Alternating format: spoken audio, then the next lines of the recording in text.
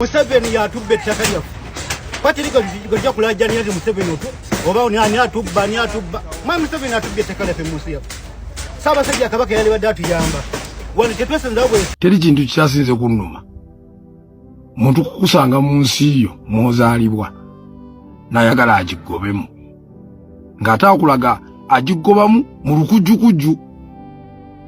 Ate gwe naawe ogenda weeyongerayo bakugoba yakugoba asembera aleeta n'abalala asembera gwagenda okwongerayo okitegedde mwe temukiraba timulowooza ntulekaanira bwereere mwe abantu abasingira ddala mu abantu abagenze okusomero ne musoma naye musomye nga amagezi amazaale nga mugalese mwakulembeza oba ag'essomero naye munaatusonyiwa nze saasoma ndi musajja mu galaji nfuuwa langi naye bwe nsobola okulaba nti ono omusajja ali mu kungoba mu nsi mwenzaalibwa nga gwe yakera ku makya n'ogenda ku ssomero n'osoma ate n'ogenda okuweereza nga byompeereza sibitegeera ng'olulimi lw'oyogera sirutegeera lwaki oyagala nze okunfuula omusiru nze tebajja kungoba mwenzaalibwa ebyaddala mwe abakyebase mwe mwebake naye nze nja kufa nga nnwana tebajja kungoba mu bango kitegeeza bango mu ne famire yange nabagigobyemu njitwale Sudaani nze nzaalibwa Sudaani nzaalibwa Rwanda nzaalibwa Kenya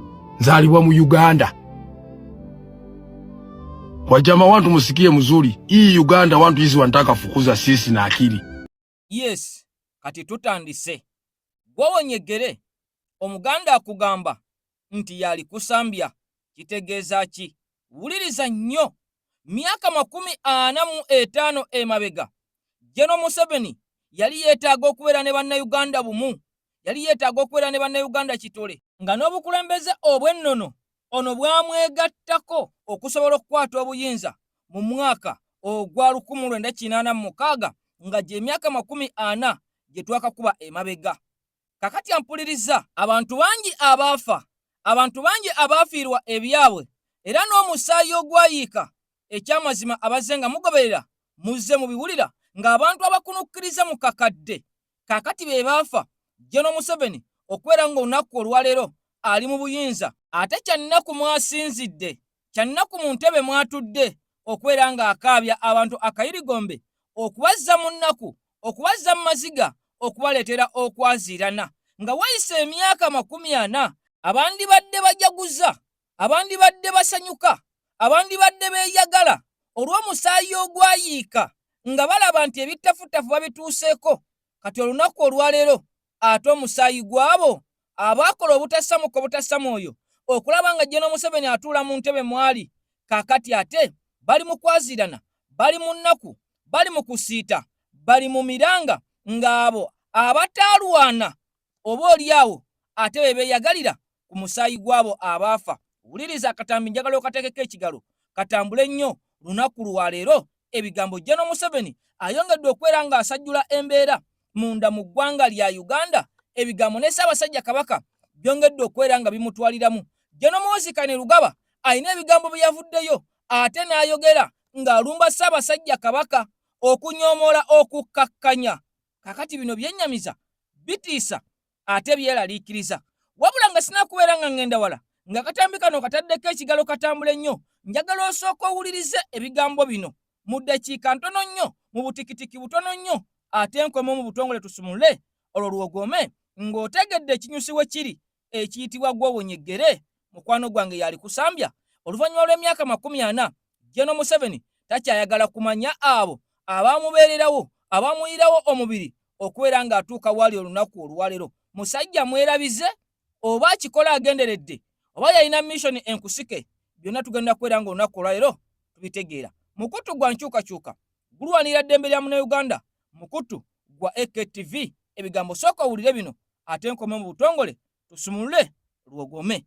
Teekako ekigalo akatambi kano katambule nnyo. Tuludde nga twogera ku nsonga y'obusosoze mu mawanga wano mu Uganda. Bassebo ne bannyabo, obujulizi buubuno. Bw'obanga gwe pulezidenti wa Uganda ova mu Western Uganda, Chief Justice ava mu Western Uganda, Prime Minister Nabbanja ava mu Western Uganda, bw'oba olonda ba minisita 30 gw'olowooza kyabwenkanya okulonda ba minister 14 nga bava mu Western Uganda nga ba minister 16 be bava mu Uganda esigaddewo wano mu Buganda mu East ne mu North bono ba waba minister 16 Western Uganda yokka nojo waba minister 14 kyabwe nkanye ekyo General Museveni asasula mawanga basebo ne banyabo obusosoze mawanga kintu kibi nnyo naye ebikolwa bingi ebikolebwa wano nga bwogenda okubyetegereza bw'otyo olabanga omulimu obusosoze mawanga Western Uganda etandikira wano Masindi negende Hoima nesala Kasese Fort negenda Mwankole negenda Kigezi paka wali wansi ekisolo. That is Western Uganda.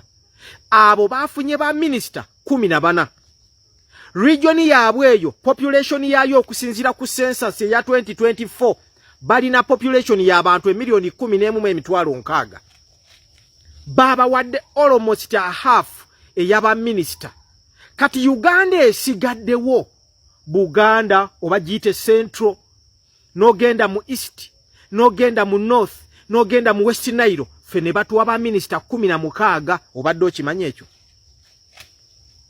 obwo we butaba busosoze kibaki basebo ne banyabo tubeere benkanya emisolo fenna tusasula abantu beeyo mu West sibe basinga okusasula emisolo fenna tusasula emisolo nabwe ekityo bwe wabeerawo national cake fenna tuli entitled okubanga we share it equally olw'ensonga kamba jukize government Uganda bagatta bugasi mawanga oba mwerabira oluusi ensi yaffe bwe yatandika Uganda bagatta bugasi regions ne baleeta Busoga Buganda Ankole Teso bwe batyo ne batugatta yensonga lwaki omuzungu bwe yalinga akyali wano ng'okufuna omulimu bw'oba owandiika application bakugamba teekako eggwanga lyo am Henry Maganda emusoga by tribe abazungu batandika omusingi ogwo mu Uganda olw'ensonga okuyamba buli ggwanga libeere nti tewabeerawo okukola nsobi ne bagaba emirimu egya gavumenti nga tribe emu yegitwala leka buli ggwanga libeere nga lisobola okujja ne lifuna emirimu ne bwe mubanga mwenna abava mu region emu mwe musinza okuba ne qualifications nga naye emirimu weegiri egya gavumenti mwenna tebagibawa no kabanoonyeko ne mu region endala olw'ensonga this is a marriage fenna gye twava eri ne tujja ne tubeera mu bufumbo omanyiddwa nga Uganda fenna tulina obufunamu kati gwe bw'olaba kabineti ya General Museveni eyo tuli mu bufumbo obwatugatta fenna banna Uganda equally. You are the president, Prime Minister wo ali wo, Chief Justice ali wo, abo be bantu abana abakole government. Vice President ye kaya ali eteso. No ani speaker ali embudama. Na yera ne bojjo okulonda ba minister. N'otoswala kulaba nti bonna omuntu alabira ddala nti sente zaffe ez'omuwi w'omusolo abazifunamu bava mu region emu. That is not right. That is not proper. Ekyo kikyamu, we can't accept this. We can't keep quiet. Imwe abasoga ndikubategeeza nti watuli kwogerera ssaawa eno kabineti ya General Museveni bw'oweetegerezaawo maapu eye ya Uganda ekulaga ekitundu kyebeta Western Uganda ako kapaati konkake mubona akapapo kafuniemu ba minister 14. Uganda eyasigairewo yona yafuna ba minister 16. Ime mubona ekyo nga kituufu. Uganda eri ni population ya milioni 45 okusinza batubala 2024. Ka region yaka Western Uganda kali ni population ya abantu milioni 10. Kati milioni 10 edda abantu bafunye emirimu gy'aba ministers 10 ba minister 14. Emilioni 45 wotola ku 10 Uganda ekitundu ekisigairewo kiba ni population ya abantu milioni 34. Emilioni 34 ezisigaire wedda Uganda wano mu Buganda webeta mu Central ja mu East oje mu North ne mu West Nile ife tunatuna Uganda yasigairewo batuwaire ba minister 16 obona nti ekyo kyabwenkanya kitegeeza sente tunatuna nga tusasula omusolo bija wabale and the same ka region yako akali mu population y'abantu 10 are you aware nti balini ba members of parliament era banji okwenkana nife Uganda esigairewo. We need reforms. Twetaaga amateeka okuyiramu okugakyusa agasengeka ebyobufuzi wano ebyokulonda wano mu Uganda. Tutegeere imwe abantu abatono bati 11.6 million. How do you have more members of parliament than us, the majority? You a small region like this, how 11.6 million. How do you have 14 ministers, cabinet ministers, and you have the president, you have the prime minister, you have the chief justice? We, the 34 remaining million Ugandans, mwatu only 16 ministers. Are we part of this country? Do we matter anyway? Ninzeno Maganda Matia Chowolo tudde. Buno busosoze bwene. Buno busosoze mutambuze message eno. Buno Jeno Museveni kyali kukola kino busosoze.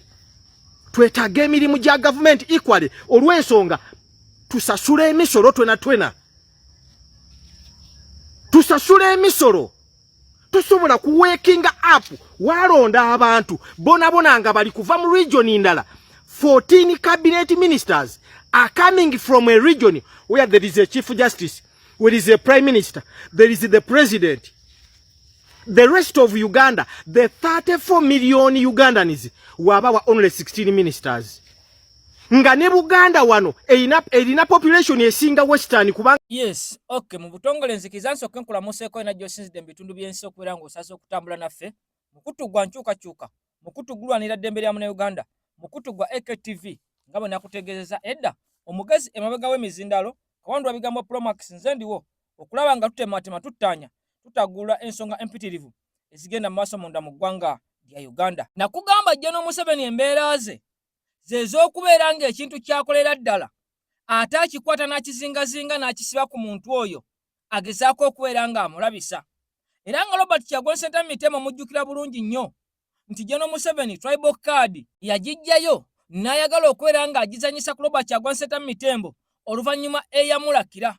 Mujjukira bulungi nnyo nga abaali batakkiriziganya na Robert Kyagulanyi Ssentamu Mitemo n'abasajja n'abakazi aba NRM nga bagezaako okuteekawo ekifaananyi nti NUP kibiina ky'Abaganda era tewali tribe ndala yonna egenda kubeera nga yeesolesa kibiina kino basobole okubeera nga bafunamu n'obukulembeze. Oluvannyuma lwa SG okubeera nga yalondebwa kaakati nno bano ebigambo byatandika okubeera nga bibakalira ku mimwa ate mu mbeera y'emu ne treasurer n'alondebwa nga wa kibiina kya NUP nga naye musajja ava mu Western. Kaakati wano ate we bwava eŋŋombo egamba nti ekibiina kino kiwala na Buganda kati ne bakyusa ne bakijja kukubeera ekibiina eky'Abaganda ne bagamba nti kibiina kino kiwala na Buganda. Otwalabira ba Mathias Mpuga Nsamba Finito omusajja yakulita n'ebitaano byaffe ate nga beefulira mu kitinga embazi okwagala okulwanisa ekibiina ekya NUP nga bakolera omusajja Generality Wabulwa omukadde ow'enkofiira. Kakati otuukidde olunaku olwaleero ng'omusajja ono abaka ba paalamenti yamala dde okubeera ng'alaga ekifaananyi ekibiddala ekifaananyi ekikyamu ddala nga ettundutundu erisinga abantu abatono ate ly'ettundutundu erisingamu abaka ba paalamenti.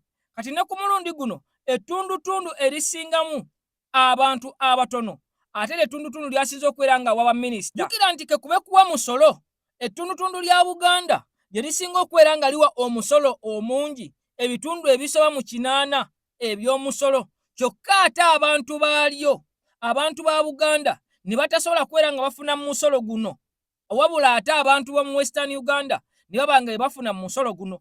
Jjukira nakugamba nti bwe twogera Western Uganda bwe n'olowooza nti Banyankole awo oba oli ku bibyo awo oba oli ku bigambo birala awo oba tewategeera era oba tewatuwuliriza mu kutandika. Waliwo akatambi ke nnakolera ng'omukyala akunnyonnyola ng'akugamba nti eno Mwankole mu Western Uganda waliyo abatuusi abeekwese mu Banyankole era be bali mu bifo eby'obuyinza. Ye lwaki soka n'enkuwa akatambi kano otegeere bulungi nti yadde nga bano baminisita balondeddwa, bano baminisita baweereddwa ebifo, ba MP bayitirivu okuva mu saidi ez'Ankole, njagala otegeere nti mwana wattu ate si Banyankole oba oliawo be baweereddwa obwa minisita. Njagala owulirize ebigambo bino omukyala ng'akunnyonnyola ng'akulaga butya abatuusi mbu n'Abahima bwe beefuga Nkole nga beekwese eyo emabega w'abantu bano okusiiga ekifaananyi ky'ensi oba okusiigira ensi ekifaananyi nti bonna Banyankole, naye ng'ate si we guli. Bano ba tribe y'Abatuusi, bano ba tribe y'Abahima mbu be basinzidde okulaba ng'ate Ankole bajeddiza n'okusinziira eyo okufutubbala ku ggwanga erya Uganda. Kabineti ya Mwami Museveni y'abaminisita kigambibwa nti erimu abasajja n'abakazi mbu Abanyarwanda, naye nga sinakwera nga nkutuusayo eyo. Njagala osooka owulirize ebigambo bino ate n'ebya Muhoozi byavuddeyo kwerekereza Ssaabasajja Kabaka nabo byewuunyisa. Ogenda biwulira, ogenda kwongera okutya ensi. Jjukira General Museveni kigambibwa bulijjo nti ono ayagala kuteekawo mbu bwa Kabaka, era n'okukwata General Moses Kainerugaba mwalulire Kaliba amuteeke mu ntebe y'eggwanga ennene. Ayagala family rule, ate nga ffenna tukimanyi bulungi nti buno bwa bufuuse bwa Kabaka, bwa bufuuse bukulembeze bwa nsikirano. Kakati omwana bw'anaaleeta n'omuzzukulu kajja kuba kaweddemu buggwe. Soka owulire ebiri mu Ankole nga sinakubeera nga nkutwala mu lisiti ey'abo abagambibwa okubeera nga baminisita Banyarwanda, ate njagala osooka okakase nti ebigenda maaso era bye ngenda okuwa mu maaso ekyamazima otegedde kwe biva na lwaki biri bwe biti. Ngamba Ankole mulimu abantu bwe bati: Tuusi, Abayima, Abakiga n'Abanankole. Kati Abakiga n'Abanankole babayita Abiiru, ate bali baana b'abantu. Kati kye tusanga abaana b'abantu Abatuusi n'Abahima be balina obusobozi buli kintu kyonna. Bwe tugenda mu by'obufuzi be basalawo anaakulembera ekitundu kino, ate bwe tugenda mu by'obufuzi fa Abayiru tetubeera na busobozi bw'okunoonya abakulembeze be twagala, ate wabeerayo embundu ne ssente. Bwe bigaana n'okukuta bakola ki? Batta. Bwe tugenda mu by'obulamu tuyina Rifaaro Embarara ya Western Region, naye ebizimbe ebipya ebirimu bya private, they are owned privately, bya nanyini, bya bwananyini. Then tuyinamu n'amaduuka g'amalagala aga bwananyini nga siga private, ate tuyinamu bine ebizimbe ebikade bye bazimba mu rugimu y'Oboti. Kati eby'abanaku Abiiru mwe bagenda ate n'osanga abalwadde nga beebaka wabweru bali ku oxygen, bali ne ku drip, ate nga ebikozesa mu ddwaliro bakuggyako sente. Kati okulaba nga CT scan bakuggyako emitwalo 335. Buli kimu mu ddwaliro tukola ki? Tukisasula. Ate nga lya gavumenti. Ate mu masomero osanga essomero limu lina abaana nga 7 nga balina abasomesa nga 10 oba 7 mu private, ate nga tebalina na classrooms aw'okutuula. Ate n'ekirala mu education wabeerayo scholarships eziva mu state, naye zigenda mu families ezimu zino ez'Atuusi n'Ebayima. Ate economically mu byenfuna be balina ebyenfuna eby'amaanyi, be balina zi factories, ate tebasasula misoro, tebasasula bills z'amasanyalaze, tebasasula bills z'amazzi. Ate oluvannyuma ezo zonna bill baziteeka ku bana Abayiru abalina obubizinesi obutono.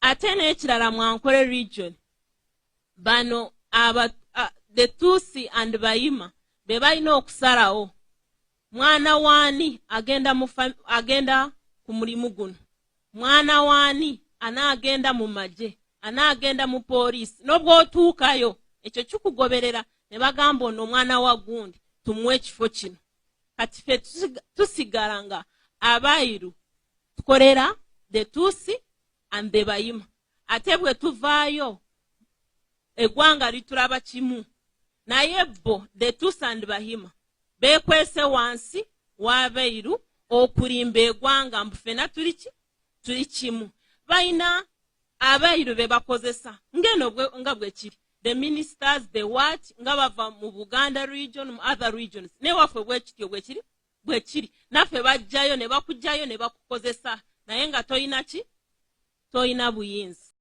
Kakati no emyaka 40 nga abasajja beekwese mu Banyankole beekwese mu Bakiga okubeera nga eggwanga Uganda abasajja balyefunza. Omukyala akugamba Abatuusi saako n'Abahima ze tribe zokka eri mu Western Uganda ezibeera mu bifo nga minisita nga MP nga RDC n'ebifo byonna ebyobukulembeze bano be basalawo ani agenda okubeera nga atwala ekifo ekyo era ne mu kugaba emirimu bamala kumanya oli mwana waani. Kakati ate ffe bwe tubeera mu bitundu ebirala ebya Uganda tuba tulabanga bonna Abanyankole. Kati lisiti y'abaminisita eyafulumye waliwo omwami eyavuddeyo n'akakasa n'agamba 100 ku 100 lisiti eyafulumye y'abantu Banyarwanda. Kyokka nga mu bano abagambibwa okubeera Abanyarwanda mulimu n'omusajja amanyikiddwa nga Muganga ng'alina obutuuze bwa nsi 2 ate ng'omuntu mu mateeka g'eggwanga lya Uganda alina obutuuze obw'ensi 2 takkirizibwa kubeera minisita, takkirizibwa kubeera prime minister, takkirizibwa kubeera yadde pulezidenti. Kati ate gavumenti ya Mwami Museveni nga bo bennyini bakayisa etteeka erikugira abagwira okweyingiza mu nsonga z'eggwanga Uganda bakutte omusajja amanyikiddwa nga Muganga ne bamuwa obwa minisita ne batakoma kumuwa obwa minisita oba oliawo busaagirwako wawula obwa minisita internal affairs. Kakati bino byonna nga bikyagenda mu maaso Bwina ayongedde okubeera nga afuluma nti ono si ye yekka mbu Omunyarwanda eyaweereddwa obwa minisita. Wuliriza gwe Munnayuganda, tuzze tuwulira eŋŋambo, tuzze tuwulira obutambi obw'enjawulo, tuzze tulaba obutambi obw'enjawulo nga bulaga nti ensimbi ey'omuwi w'omusolo ya ggwanga lya Uganda abasajja mbu bano ab'eggwanga erya Rwanda balina engeri gye bagikamamu era balina engeri gye bakozesa ku nsimbi yaffe ey'omuwi w'omusolo. Tulaba nsi yaabwe kkula, tulaba nsi yaabwe kunyirira, tulaba nsi yaabwe genda mu maaso ng'ate Uganda erina omusolo ogubasinga yo teseetuka yadde okubeera nga yeenyeenya. Kumbe waliwo ekitambuzibwa. Njagala osooka owulire baminisita balondeddwa. Nkugambye nti abaminisita 14 mu kitundu ekya Western Uganda gye baavudde, mu kitundu ekya Buganda nayo ne bajjayo abalala, naye nga nkugambye nti waliwo amannya agakozesebwa bulijjo nga g'abantu Baganda, nga g'abantu Basoga, nga g'abantu Banyankole, naye ng'ate bw'obakka munda ennyo n'obanoonyerezaako weesanga nga mukwano gwange ate tribe yaabwe si y'Abannayuganda, oba oliawo nga Batuusi, oba oliawo nga Bahima, ng'omukyalo ono bwe yayogeddeko emabega nti be beekwese emabega wa tribe ezo okubeera nga ate bakwata eggwanga Uganda n'okulifuga n'okubeera nga be balisalirawo. Ate jjukira nti ne Mwami Museveni kennyini akabuuza nga tetunnaba kubeera nga tukajjako omusajja ono kamuliko mu kubeera mbu Munnayuganda awedde emirimu. Era n'okusinziira ku bigambo by'omusajja Kawenkene Milton Obote Opeto yavaayo n'ategeeza nti ono General Museveni si Munnayuganda. Kakati olunaku olwaleero tulaba kabineeti eyalondeddwa ate ku bangi Bannayuganda bavuddeyo ne bategeeza nti ebituli nga biyitiridde mbu abatali Bannayuganda lwaki ku mulundi guno ate balabikidde mu kabineeti mu bungi bwe bati. Bigambo si byange, wano tukuleetera ebigambo naye yabyogedde mu katambi ate n'obeera nga obiwulira n'obiraba nawe ne weesengejjera. Kakati njagala obiwulire bwe tubivaamu nkutwale ewa General Muhoozi Kainerugaba ng'alumba Ssaabasajja Kabaka mu ngeri ey'okukakkanya ey'okutyoboola. Jjukira nti bano mbu baagala kukola bwa kabaka bwabwe. Kati okusinziira ku bigambo bye yavuddeyo n'aweereza Ssaabasajja Kabaka, ogenda kutya, ogenda kwewuunya nga General Museveni yavaayo n'alengeza Buganda n'ategeeza we shall crash as we did in the past. Kakati we yakoma omutabani naye wasimbulidde ejjiya. Eno kabineti ejjudde Abanyarwanda n'abavandi mu kabineti Abanyarwanda bwennyini bakusomera Abanyarwanda. Ana. Na mere si muganda we. Nyina ali munyana 911. Aha. Na mere mukugambye. Dr. Lawrence Muganga. Victoria University. Dana Mutasingwa. We si muganda. Ate muganda ki? Aha. Gundi ngonzikiza gwenjise. Charles Musherule. Munyankole. Mwala wa Kutesa. Aha. Aina sina ne munyanda muzukuru wa Kalibwende. Aha. Sokoleke. Engaba yebifo ku cabinet wajifunye mu buzibu. Uganda efuse koloneli ya Rwanda. Ifuse Uganda efuse bwa matwale bwa Uganda. Twale lya Rwanda yibafugira outdo. Dr. Muganga bamuyingiza internal affairs. Ngalwande basiba beyenjera musebale kana musembale sati za yero bichiti. Bawade Dr. Muganga ade kutole basasiba ade mu SC. Unosuze mu mawanga. Muganga yani. Muri bapakasi, munokiza abantu. Ngo njukira bamusiba kombu yayingira mu gwanga mu ngeri emenya amateeka. Kati kijja kitatu okuwumwe kife kisava bwe kityo. Ndebe nasije babugabi okulembeza kuno gwa cabinet bayonde ku tribal basis. Twade obwenkanya tubana akwede NRM obana akwede government enagenda okuwereza nnyo uwa. Dr. Muganga nayo obutuze bwe Rwanda obutuze bwe Canada. Dr. Muganga ana obutuze bwe Rwanda n'obutuze bwe Canada. Kwa mu government ye Rwanda gola bo. Bachiwanda kino kibalekawa. Bachiwanda bayino okumanya nti no government si yaabwe. Bachiwanda bapakasi ato mpakasi gubali akatoka butoko bufise ku salo umbwa zirime sai mbwa zirume. Bunakabululu Chiwanda muri bapakasi. No yala Chiwanda kyo sabu yala bukena yala twagenda kikuwa twakwagala. Obesibyeko dali me mwanyizo. Chiwanda alosha ku project bachanga kisoboka. Nashiba mwene ali kwena tali etubankuba yinuka. Kasolo bamuzizza. Bamujeko obuyiza wanda sai regional integration sai bamwadde staff regional integration bamujeko cabinet. Bamujeko kifo kiriko sente. Na Chiwanda gwali wasamu kutesa Charles Musherule. Cha microfinance wali se. Nekiri kifo sebo kisava. Aina gundi, aina budget. Kasolo aina budget jawa budget kasolo. Aina budget ko che. Aina budget kasolo bamugobye. Ukakasa. Kasolo ati bamukwadwa sente chema yona mu Buganda bamukwadwa sente nti bamwagala. Musente nagwa musena very tribe musena government tribe nga yabano yabasoze mu mawanga. Ndabo Abaganda bonana mita Abaganda bano original Abaganda banansango ba indigenous bafunye gwa state minister. Chagwanya kwa statement nage kisera kituka nga Abaganda mu mutaina bayitawamu. Era kujja Abaganda yali alimbye. Kaluba amala alabe wali engudo bamujjewo. Wasava. Natali public service. Tewali ka center awo. Ati waluziriwa. Okubeziriwa. Teri toke. Mukolerera kuba. Mukolerera kuba ka center. Bote bakuba. Ndali ku Bank of Uganda chimoto kasija ki teke bina ali ma teke bro tsene chwala jajja. Yita kuba. Wali watakuba wano. Ngoli munyivu. Zase mu budget. Ngoli munyivu. Nyina okunyiga sebyofuzi bya kugabana.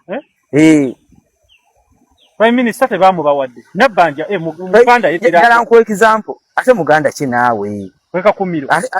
Nabanja musajja mukazi munyolo. No pepula panga ipange na kusamanya ku Luganda. Tujja genda yo nnyo. Vice President twade abantu bo Buganda eno government ya Museveni si Abaganda tu Buganda no muri omuganda ada government ya Museveni bachimbuyege. Noza nti okulya Museveni akusime. Temwina ki? Temwina akuya police. IGP temuyina. Temuyina akulira maje. CDF. Temuyina prime minister. Temuyina akulira police. Omogedde. Temuyina akulira prisons. Temugulira akulira revenue. Bank of Uganda temuyina. Wax temuyina. Temuyina akulira internal affairs.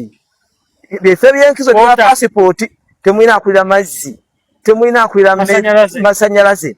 Nanakolo wadde ko Muganda bamufulumiza. Temuyina akulira prison mwogedde.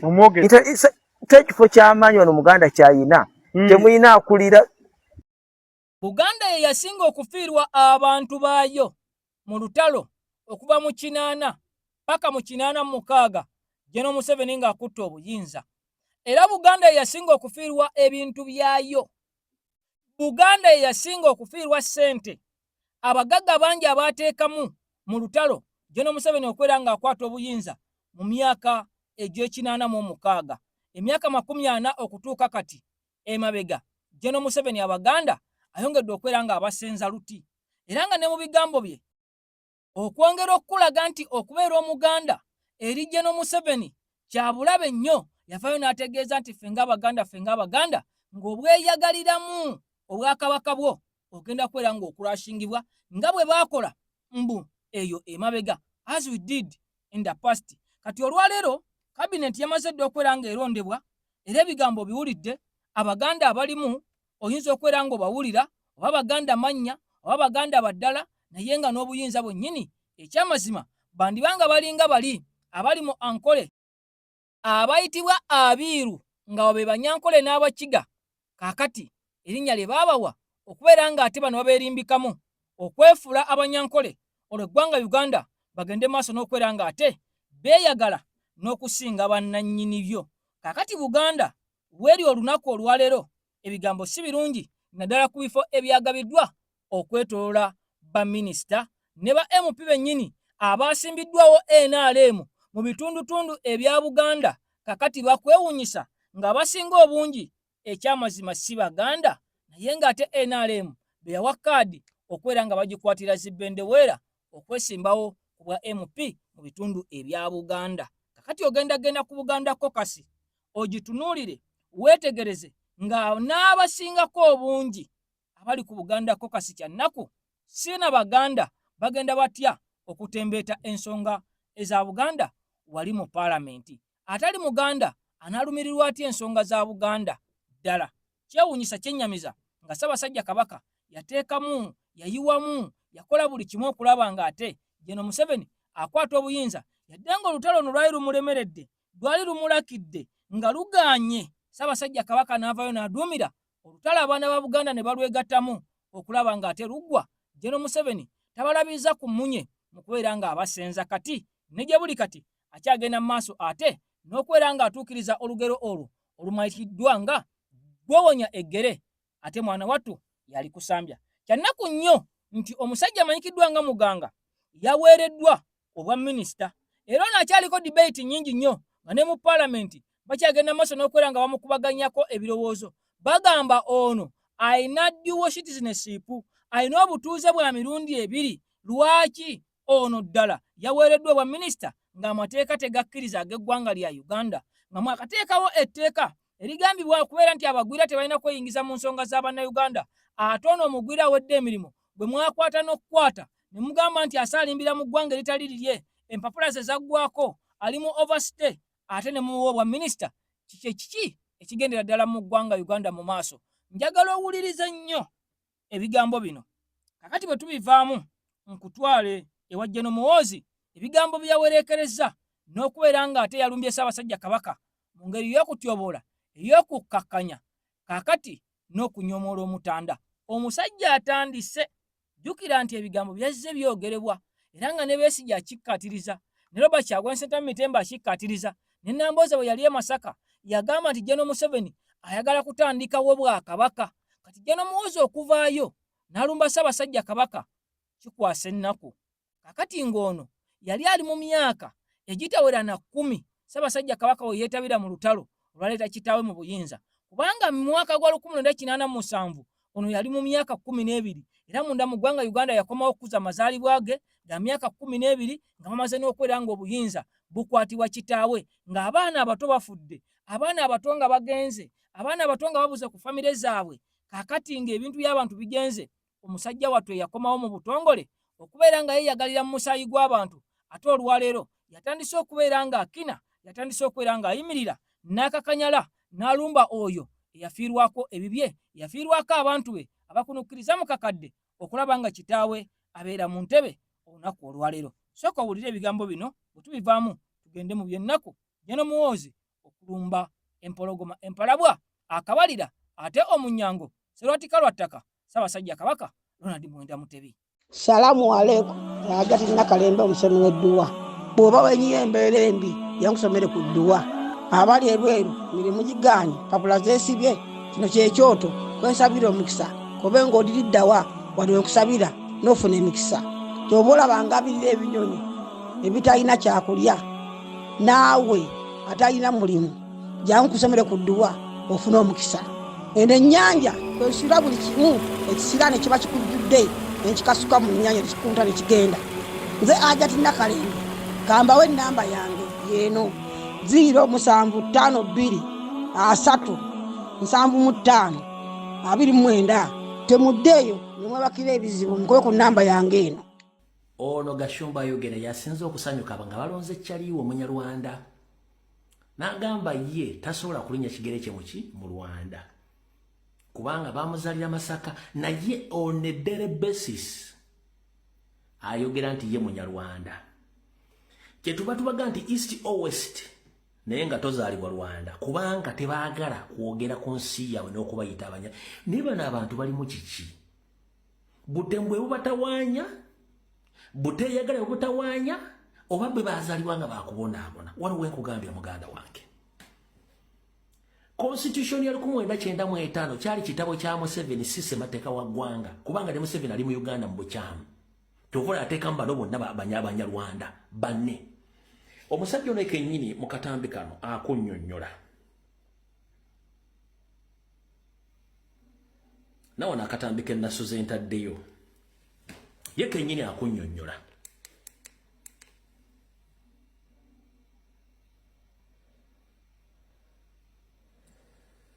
ye kennyini akola ki akunnyonnyola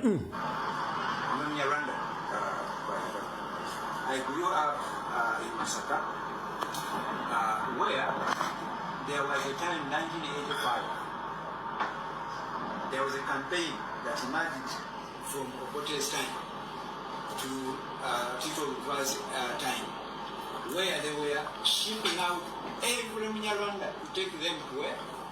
Rwanda. And a place they did, like our great parents came from that place. My father didn't even know how Rwanda looks like. Now, us who were just babies, we didn't even know how, even the road that goes to Rwanda. Now, I remember in our very area, we had only 2 to 3 weeks to my parents to be taken back to Rwanda. And most of those people were being thrown in a national game park somewhere, called Kajira, somewhere in Rwanda, for lions and whatever to eat them. Now, Museveni took power. Took power. Our area, just in 2 weeks, when we are about to be thrown out of the country, he took over what? That very place. Now, my father, that's how we are saved. Now, my father told us, before actually we died in 1999, he said, for as long as that man is still desiring to run for president, vote for him. Now, myself, my siblings, we don't even vote our own conscience at all. So we are just voting for our father who died in 1999. Until Museveni stopped running and stopped voting for him. But now I vote for my dad. So I wish I even had my right to vote for myself. But that's the respect you have for your parents. So, yeah, but I'm showing you the peace, the protection that he gave that entire community of Banyarwanda in this country.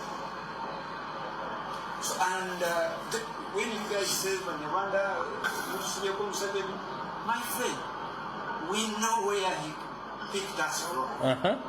All right? So sometimes we don't vote our conscience, we vote for the protection, the peace, everything he gave to our country for us to grow up and live and see. All right. So for them, they are protecting Museveni because he protected them. But they have all rights to kill innocent Ugandans, to imprison innocent Ugandans, to torture and kidnap innocent Ugandans, to protect their stay in Uganda. Isn't so? Yes. Now, the so-called Professor Moganga, you know it exactly that you are holding 2 citizenship. That is the Canadian citizenship and Ugandan citizenship, as well as Rwandi, a person from, your origin is from Rwanda. Do you think that whatever Museveni is doing in Uganda is right for you? That you protecting a man who had massacred and killed innocent Ugandans, mostly the Baganda, in the region where you're seated. He went far in the north. He created the Kony. Kony killed and massacred our brothers and sisters in northern Uganda. He went on creating ADF. which terrorist group he supports and fund, which has terrorist people from the the western side of the country. So you support someone to kill indigenous Ugandans for you to stay in our homeland. So you don't want anybody to come out to pinpoint Museveni and you, the Rwandese people who are massacring us. As you speak right now, Museveni has done more harms than good, to the extent that each and every criminal activities which are taking place in East Africa is Museveni involved. The 1994 genocide was funded and supported by Museveni. And all the guns which were used in removing the regime of late Habyarimana, all those guns came from Uganda. The entire forces which attacked the Rwanda in 1994, all they came from UPDF. It is on record. Why is it that Museveni is not anywhere to be charged crimes against humanity? Because you are protecting a criminal. Many Ugandans have been killed. You Rwandese are quiet. If you think that Uganda is in peace because you are protecting someone who protected you, if you think that Uganda is your home, why don't you tell Museveni to stop kidnapping and killing Ugandans? Because for us, you find Uganda in peace. But you keep on supporting a person who is massacring Ugandans on a daily basis. Our fellow comrades that are in prison without any case to answer, including the leaders of National Platform, mentioned by the few. Honorable Mwanga Chivumbi is rotting in Ruzira without any crime he committed. Our comrades, they are in different prisons in Uganda without any cases to answer. There are so many people are missing in Uganda because of Museveni, and you in particular, because you've been spying on Uganda, giving information to Rwanda. The reason as to why you were chased from Canada, it's because later on, Canada found out that your family members, they was involved in the genocide of 1994, which almost massacred 1.5 Rwandese people. Dr. Lawrence Moganga, I'm reliably informed that your citizenship in Canada was cancelled and you were chased from Canada because finally Canada got information which was enough for them to chase you from Canada and cancel your citizenship. Why? Because they got information that your relatives, including your parents, they were involved in massacring almost 1.5 innocent Rwandese during the 1994 genocide. You are in Uganda doing the same thing, spying on Ugandans, camouflaging that you are a CEO or the person in charge of Victoria University. Which university? The public know that the university belongs to Sudiri Pareja. No, Sudiri Pareja is just a camouflage. It's just being used by Janet Museveni. That university belongs to Janet Museveni, the wife to Museveni. So we have all the information which says that all Rwandese in Uganda, including those in outside Uganda, all their work is to spying on Ugandans and silently to kill them using poison. We have that information.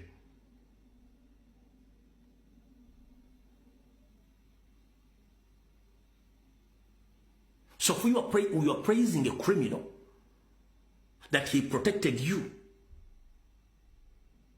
who was after you? Let me ask one simple question. After Museveni taking over, who has been chasing you? Why are you working with Museveni in killing indigenous Ugandans silently without telling Museveni that he deserves to leave the power peacefully? If you say that Uganda is peace, Uganda is peace because for you, you hold dual citizenship, you have guns. Now you are appointed Minister of Internal Affairs, which internal affairs you are supposed to be in Rwanda, not in Uganda. Now it's an open gate for all Rwandese from Rwanda to get Ugandan citizenship. That's why you were appointed in that office. And the world must know The world must know that we are dealing with the we are under occupation. But Rwanda is too surrounded by Museveni.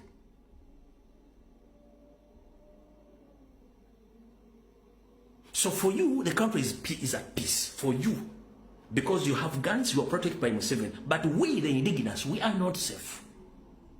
If we come out to speak, then you end up kidnapping us and killing us.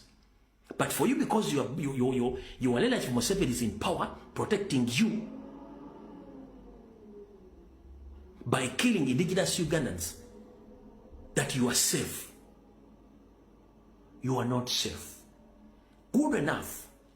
And for me, I'm very happy at this juncture, because now the world knows exactly what is taking place in Uganda. It would have been very difficult people to understand exactly that they were under occupation, but now Museveni had already appointed 60% of people of Rwandese origin in his cabinet in all government sectors. Now we know the real people we are dealing with. It will be very difficult to understand and to know who the hell are you. Right now we know. And we know where to start from. Ebyo sibiddamu kubanga obiwulidde bulungi era obitegedde. Jono Moses Kainerugaba yavuddeyo n'ategeeza ku mukutu gwe gwasinzirako okwera nga ayogerako eri ensi ne bannayuganda. N'ategeeza nti yeegomba nnyo embeera za Ssaabasajja Kabaka era yeegomba Ssaabasajja Kabaka.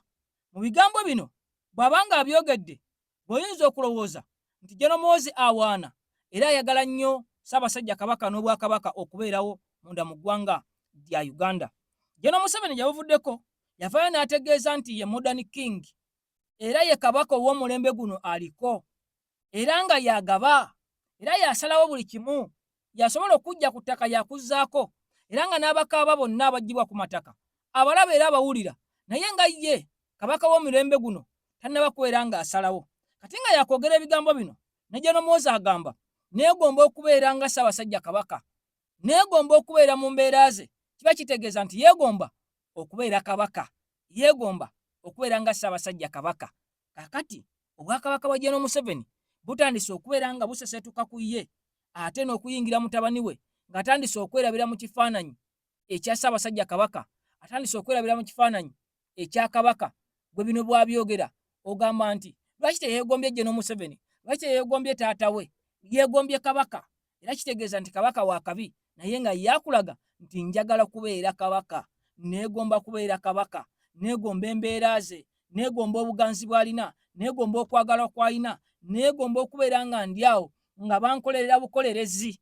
Kaakati jjukira nti akatambi kali omusajja Lwabwogoke yeegaana yategeeza nti tulina okuteekawo obwakabaka, tulina okubeera nga ate mu mbeera y'emu bano bannayuganda abasigadde tubafuula puppets babeere nga bwe batukolerera nga ffe tuli balangira n'abambejja. Kitegeeza nti bo buli lwe babeeraawo beerabamu kifaananyi kya kubeera bakabaka. Kyova olaba nga Jono Moses yavuddeyo n'ayogera ebigambo nga bino. Njagala owulire akatambi kano naye nga nze kyenkugambye nti mu byonna ogenda biwulira ogenda biraba naye nga Jono Moses Kainerugaba kyasinziddeko okwogera bino akulaga nti obwakabaka bwe yeetaaga okubeeramu yeetaaga kubeera kabaka, watali kintu kirala kyonna kigenda kubeera ng'ate kimulemesa. Ssaabasajja Kabaka bw'abanga waali ate ng'oli yeegomba kubeera kabaka, olowooza Ssaabasajja Kabaka ayinza kusigalawa ng'oli ayagala kubeera nga ye era ayagala kubeera kabaka mu ggwanga lya Uganda. Byannaku bitiisa biwulire ate mukwano gwange amawulire amalala tukwatagane. Ndalabye tweet ye ngirabye